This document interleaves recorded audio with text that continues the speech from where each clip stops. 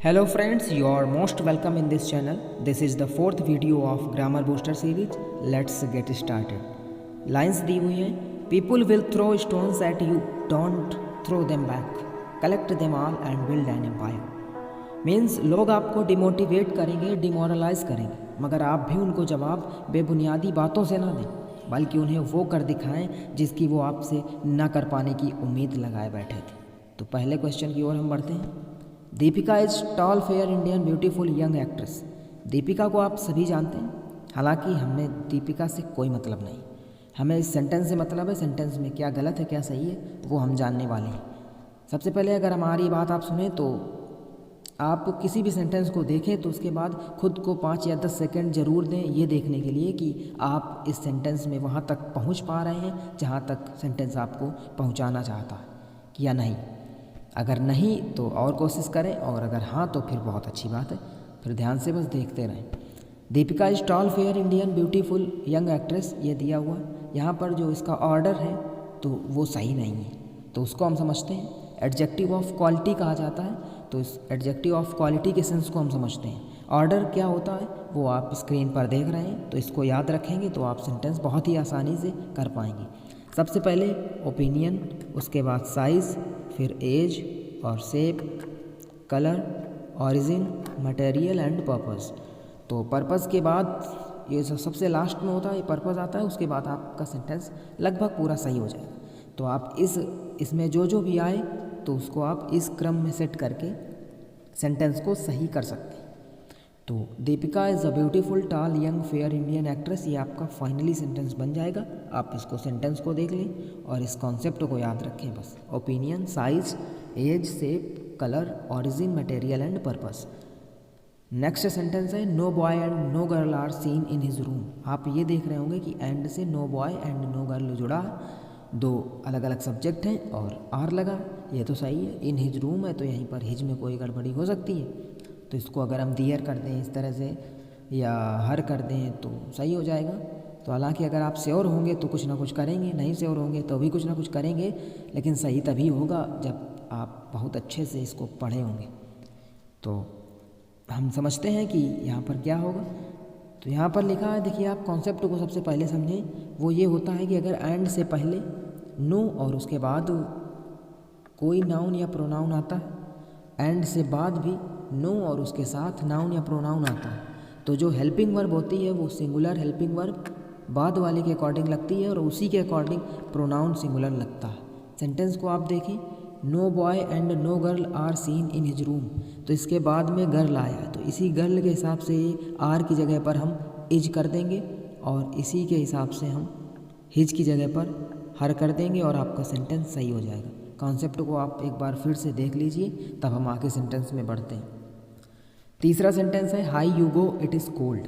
आप भी जानते हैं ये पैरेलल इंक्रीज और पैरेलल डिक्रीज सेंस रखता है. कॉन्सेप्ट क्या होता है, कॉन्सेप्ट ये होता है parallel comparison between two actions, कि जो दो क्लासेस दी होती हैं तो दोनों क्लासेस से पहले हम कंपैरेटिव डिग्री में भी द का यूज़ करते हैं. फाइनली सेंटेंस आपका the higher you go the colder it is, ये बन जाएगा. कॉन्सेप्ट याद रखें, कंपैरेटिव डिग्री से पहले द का यूज़ होता है. फोर्थ सेंटेंस है Rahul is more active and healthy than you are. ये सेंटेंस पूरी तरह से आपको सही लग रहा है लेकिन सही नहीं है. सही ये नहीं है कि यहाँ पर आप ये देख रहे हैं कि कंपैरेटिव डिग्री का यूज़ हुआ तो एक्टिव से पहले मोर आया है उसके बाद दैन आया, सही तो है, कहाँ सही है.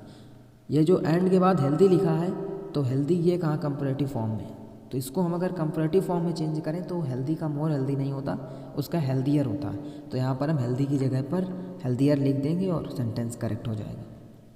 फिफ्थ सेंटेंस है Isa was junior talented and prior than Trisha. आपका दिमाग तुरंत जाएगा कि जूनियर और जो प्रियर लिखा है तो उसके बाद टू आएगा, फिर त्रिशा लिखा जाएगा. तो जूनियर और प्रियर के बाद टू आता है, दैन हटाकर हम टू कर देंगे. सेंटेंस बड़े गर्व के साथ सही करके आगे बढ़ जाएंगे और 1 नंबर मिल जाएगा. तो कभी कभी इतना भी आसान नहीं होता 1 नंबर पाना, हालांकि सेंटेंस को समझते हैं. तो Isa was junior talented and prior than Trisha. आप जूनियर और प्रियर के साथ टू लगा देंगे, लेकिन टैलेंटेड के साथ तो मोर और दैन आता है, तो वो कहाँ जाएगा, उसको भी आपको सेट करना होगा. तो आप किस अंदाज में उसको सेट करेंगे वो आप देखें.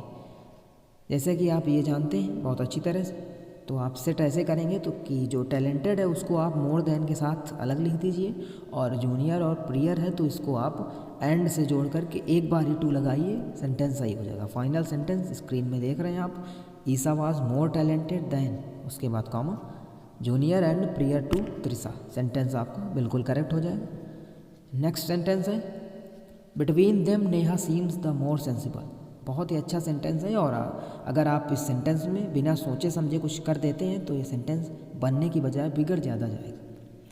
तो इसमें क्या किया जाएगा, यहाँ पर जो आप ये देख रहे होंगे कि बिटवीन देम लिखा हुआ है, तो इसका कॉन्सेप्ट ये होता है, जो सिलेक्शन ऑफ कंपैरिजन होता है कि अगर सेंटेंस में कंपैरेटिव डिग्री जो कि सेंटेंस में दी हुई है, और उसके साथ ही साथ अगर किसी सेंटेंस में सुपरलेटिव डिग्री दी हुई है और उसके पहले द आया है सिलेक्शन ऑफ कंपैरिजन के सेंस में, तो हम उसके बाद में दैन, बिटवीन, अमंग, टू, इन सब का यूज़ नहीं करते, उन सब के स्थान पर सिर्फ और सिर्फ ऑफ का यूज़ करते हैं। तो हम बिटवीन को हटा करके यहाँ पर ऑफ यूज़ कर देंगे और सेंटेंस करेक्ट हो जाएगा। ये आप देख पा रहे होंगे, of them Neha seems the more sensible, sentence आपका सही है। यहाँ पर ये कंपैरेटिव डिग्री से पहले ये द आया है, सिलेक्शन ऑफ कंपैरिजन का सेंस है, और यहाँ पर बिटवीन था तो हमने उसको ऑफ कर दिया, बस सेंटेंस करेक्ट हो गया। ये जो 7वां और 8वां सेंटेंस दिया हुआ है बहुत ही कंफ्यूजिंग सेंटेंस है, तो इसीलिए 2 सेंटेंस लाए गए हैं ताकि आप आसानी से समझ सकें। अगर आप इस सेंटेंस को समझते हैं, जानते हैं तो बहुत अच्छी बात है, और अगर नहीं जानते हैं तो फिर ध्यान से सुनिए, क्योंकि अगर आप इसमें ध्यान से सुनेंगे तभी सेंटेंसेस को समझ पाएंगे। इसका रूल ये होता है कि जब किसी व्यक्ति का संबंध किसी समूह से होता है तो उस समय अगर उसकी तुलना उसी वर्ग से करें तो एनी के साथ अदर लगाते हैं, क्योंकि उसकी तुलना खुद से नहीं बल्कि अन्य से होती है। एग्जाम्पल के थ्रू समझते हैं तो आप इस तरह से समझें कि जैसे आप क्लास 10th के स्टूडेंट हैं और आप क्लास 12th की गर्ल्स की क्लास में जाते हैं, तो आपका उस क्लास से तो कोई मतलब है नहीं, भले ही आपका कोई पर्सनल मैटर हो वो अलग की बात है, मगर आप अगर क्लास में जाते हैं और अपने नॉलेज, मार्क्स या हैंड राइटिंग एक्सेट्रा किसी भी चीज़ की तुलना करेंगे तो क्लास 12th की किसी भी लड़की की हैंड राइटिंग मार्क्स से करेंगे, आप उस क्लास में शामिल नहीं। और वहीं दूसरी ओर यदि आप क्लास 10th की अपनी ही क्लास में किसी चीज़ की तुलना करेंगे तो किसी अन्य लड़के से करेंगे, क्योंकि आप खुद भी उस क्लास में शामिल हैं। तो अगर आप मेरे शब्दों को समझ पाए होंगे तो मैंने कहा था कि अगर आप 12th की किसी क्लास में जाएंगे, लड़कियों की क्लास में, तो वहाँ पर उनकी हैंड राइटिंग या मार्क्स की तुलना करेंगे तो आप किसी भी लड़की की हैंड राइटिंग या मार्क्स से उसकी तुलना कर सकते हैं, लेकिन अगर खुद की क्लास में करेंगे तो किसी अन्य से करेंगे, क्योंकि आप खुद भी क्लास में शामिल हैं। बस वही सटीक सेंस आपको सेंटेंसेस में भी देखने को मिलेगा। Akbar was braver than any other Maratha, Akbar was braver than any other Mughal. तो यहाँ पर आप बहुत अच्छी तरह से जानते हैं, हिस्ट्री भी पढ़ी है आपने, कि जो मराठा है उनका संबंध अकबर से बिल्कुल नहीं है, तो इसलिए अकबर के साहस या फिर हम किसी भी गुण की बात करें, किसी भी चीज़ की बात करें, तो अगर उसकी तुलना हम करेंगे तो किसी भी मराठा से कर सकते हैं, क्योंकि अकबर उस मराठी सेना में या मराठा साम्राज्य में शामिल नहीं है। तो इसलिए यहाँ पर हम अदर को हटा देंगे और सेंटेंस आपका करेक्ट हो जाएगा। जो 8वां सेंटेंस है ये पूरी तरह से करेक्ट है, हम सिर्फ आपको उस सेंटेंस को समझाने के लिए ये सेंटेंस लाए थे।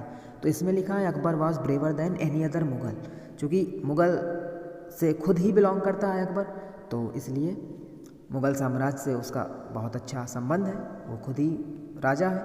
तो यहाँ पर हम अदर का यूज़ करेंगे क्योंकि उसमें खुद ही शामिल है। तो यहाँ पर तुलना किसी अन्य राजा या किसी भी व्यक्ति से होगी जो कि मुग़ल साम्राज्य से संबंध रखता है। तो यहाँ पर हम अदर हटा देंगे, सही हो जाएगा। 8वां सेंटेंस ऑलरेडी सही। 9वां सेंटेंस ये है कि he has not hardly any book to read so he can not attain good marks. यहाँ पर आप देख पा रहे होंगे कि हैज़ नॉट और हार्डली लगा है। हार्डली एक नेगेटिव सेंस का एडवर्ब होता है और यहाँ पर नॉट भी लगा है, हार्डली भी लगा है। हार्डली का सेंस होता है मुश्किल से ही, तो हम हार्डली या नॉट में एक को हटाने की कोशिश करेंगे तो हार्डली हम हटा नहीं पाएंगे, तो हम नॉट को हटा देंगे, क्योंकि आप किसी सेंटेंस से एडवर्ब को ऐसे नहीं हटा सकते। तो आप नॉट को हटा देंगे और आपका सेंटेंस बिल्कुल सही हो जाएगा। नॉट को हटाइए, 1 नंबर पाइए। और ये लास्ट सेंटेंस है कि Jaya is more beautiful of all the girls of your class. Jaya तुम्हारी कक्षा में सभी लड़कियों से ज़्यादा सुंदर, तो इसका मतलब सबसे ज़्यादा सुंदर। तो यहाँ पर आप देख पा रहे होंगे मोर ब्यूटीफुल लगा है, तो इसलिए हम यहाँ पर सुपरलेटिव डिग्री मोस्ट का यूज करेंगे और यहाँ पर द मोस्ट ब्यूटीफुल लिख देंगे मोर ब्यूटीफुल की जगह पर, और आपका सेंटेंस ही सही हो जाए। 10 सेंटेंस लेकर के आए थे, क्योंकि पिछले वीडियोस में 5 सेंटेंसेस लाए, तो कुछ लोगों ने कहा कि सेंटेंसेस की संख्या बढ़ाई जाए, क्योंकि वीडियो कब शुरू होता है और कब खत्म हो जाता है पता ही नहीं चलता। इसलिए हमने 10 क्वेश्चन सेलेक्ट किए। तो आज का ये लास्ट क्वेश्चन था। आज का सफ़र बस यहीं तक था। आपका कोई क्वेश्चन या कमेंट हो तो आप कमेंट बॉक्स में ज़रूर टाइप करें, और आज का सेशन आपको कैसा लगा कमेंट में ज़रूर बताएं।